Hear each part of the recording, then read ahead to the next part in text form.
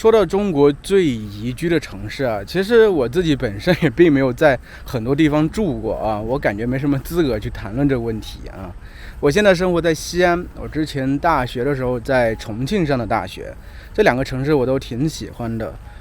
之前旅游的时候也去过成都，对吧？北京、上海啊，很多人其实啊，在中国啊，说到宜居会选择，比如像成都还有杭州这些地方。因为比较漂亮，而且饮食也特别好吃吧，这点确实是很多人比较看重的啊。其实我也知道，就是在中国，比如说上海、北京这些地方，有很多外国朋友生活、工作，甚至有定居的，对不对？但对我个人而言啊，我觉得要住在一个地方，其实不只是生活便利等等工作这些东西，我觉得很重要。最重要对我而言还是饮食吧。因为饮食你毕竟一天三顿你都要吃东西，你要永远都需要自己去做一些家乡味儿的话，其实也挺麻烦的，对不对？而且呢，就失去了生活在那个地方的意义。我之前也听过一些外国朋友说挺喜欢西安这个地方的美食的。确实我觉得深入了解一下，就会发现西安这个地方的食物呀，和很多像中东这地方，还有甚至欧洲地方啊，有很多相似性啊。所以我觉得，就是假如你要到中国生活的话，我会推荐大家来中国的北方啊，就是食物更接近一些，大家可以更好的融入啊。特别是西安啊，西安的面食绝了，太好吃了。我觉得西安就是它整体比较干燥，就是天气的话比较干燥啊。也是比较宜居的话，而且的话，它的生活节奏不是特别快啊，挺舒服的，挺自在的。当然，关键是看你个人的喜好啊。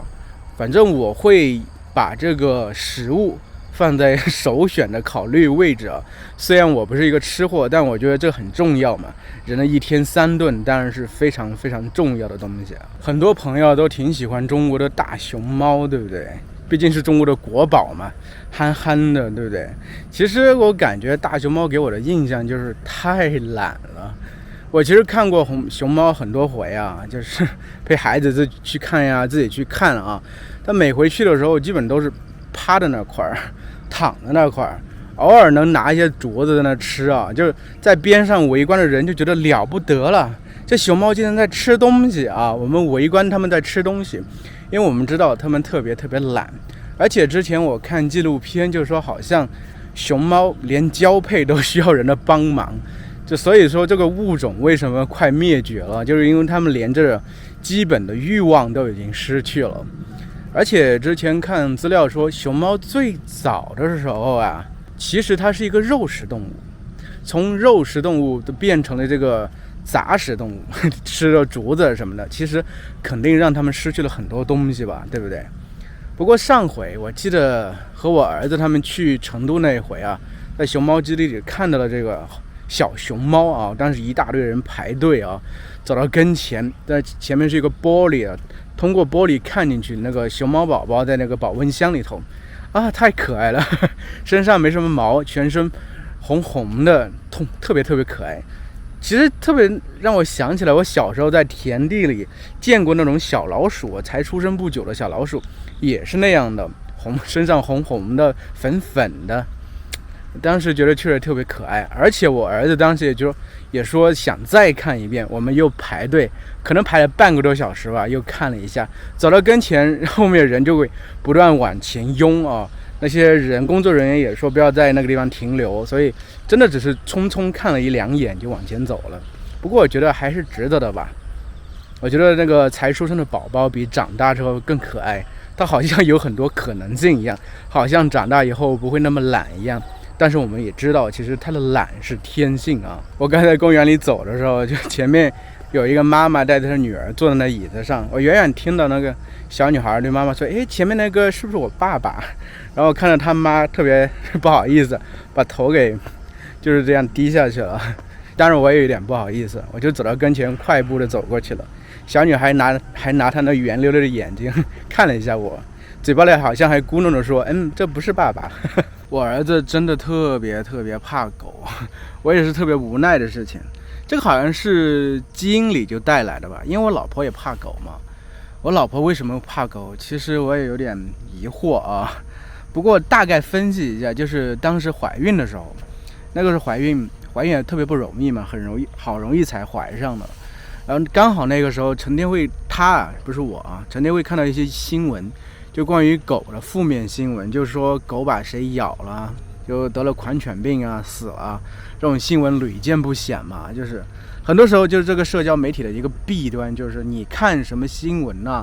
它就会不自觉把很多类似的东西推到你跟前。所以你看了一个狗咬人的新闻，就会有不断这种类型的新闻推到你跟前，所以让我老婆产生了这个很害怕的情绪。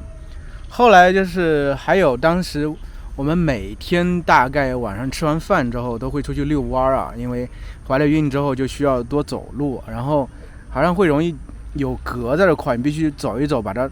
隔出来，人才舒服啊。那个时候就是刚好遇到过几次这种那种大狗，你知道吗？狼狗一样的狗啊，有些主人拉出来也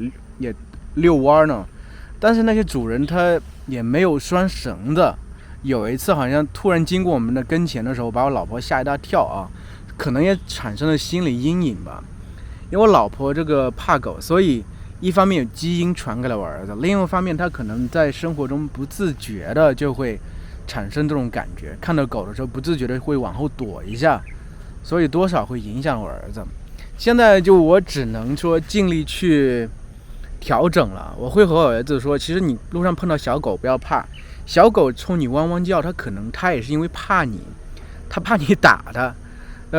其实因为我从小生活在村子里嘛，在村里的话，很多狗它们会到处溜，就是我们平常吃饭的时候，因为门也不关了，外面的村里头很多狗啊，它就跑到你家里来，在你的桌子底下找吃的。这个时候我们其实都会习惯性的喂一些吃给它，或者骨头吃完了扔地上给它吃啊。所以狗的话对我而言，虽然我说不上喜欢我，但是肯定不会害怕吧。之前我看到一个视频啊，也是刷到的人推到我跟前的，就说有些爱狗的人呢，他们狗狗不是也去世了吗？有这么一个公司，它可以把狗狗这个样子做成这种毛绒玩具，然后寄回给这个主人。当时就有这个类似于反应视频吧，很多主人收到这个狗狗的毛绒玩具当下就泪崩了，就是真的挺感动的。我觉得狗和人之间确实也能培养起比较深的感情吧，包括我很多朋友他们都养狗了，不过在我们家养狗不大可能。我老婆说可能以后等我儿子大一些会考虑养一只猫啊，他猫倒是不怕。我觉得就是要维系一段友谊也挺不容易的，就是人和人之间这个感情其实是很微妙的关系是很微妙的。朋友之间其实我觉得要处成朋友，起码有个先决条件，就是你们在一定的空间或时间内是有交集的，你们可以做一些同样的事情，比如说在学校的时候是同一个班级的同学，是吧？同桌等等，或者你们参加了同样的社团。比如说我之前想起我的朋友，以前高中的朋友关系特别好，但是慢慢上了大学之后，其实各自生活会开始远离，特别是等到工作之后比如说都分隔两地的话，在不同的地方，你会有不同的工作环境，有不同的朋友圈呢。我觉得就是人慢慢之间这个疏远是必然的这么一个结果。因为其实说实话，你说平常没有任何交集的话，你们很难维系这个感情。我现在想来就是虽然有点可惜吧，比如说和之前高中的一些好朋友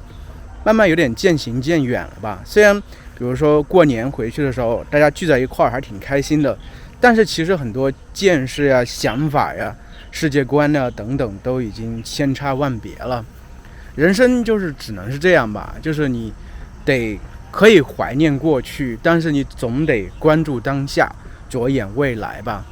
但是我觉得人的话，只要你能把心打开，你肯定会在路上不断的遇到各种好朋友，新的朋友，对不对？不忘老朋友，但同时也会在结交新的朋友嘛，对不对？其实一个人的记忆未必都是真实的，记忆里的东西可能是假的，可能是你的生存策略帮你就是记住你想记住的东西，然后把一些你不想记住的东西都剔除掉，同时对你想记住的一些细节可能会进行修饰让它更能让你自己接受一些。比如说我小时候1、2年级的时候，跟我奶奶2个人一起住在乡下，其实想起来挺孤单的，特别是当时坐这个中巴车往返乡村和县城的时候，因为我爸妈当时在县城里创业嘛，是很孤单很孤独的感觉。但是在我记忆中，其实这些孤独感已经被剔除了，我能记住的其实是乡下那个比较漂亮的环境，就是很优美的乡下的感觉，有点像那个宫崎骏那个龙猫里的感觉。当时我们村子是有一片绿油油的稻田而且四面环山，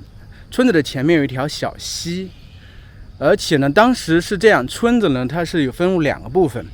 上村和下村上村它只是有4、5户人家，我们就住在上村。其实当时就是春天的时候夏天的时候水稻绿油油的时候，特别感觉像在一个绿色海洋里的孤岛一样，特别漂亮。所以现在我有时候想起来都会觉得特别美好。所以我的记忆告诉我，那段时间其实是很美好的，因为我这么多很漂亮的风景陪伴着我。你有没有和我相似的经历呢？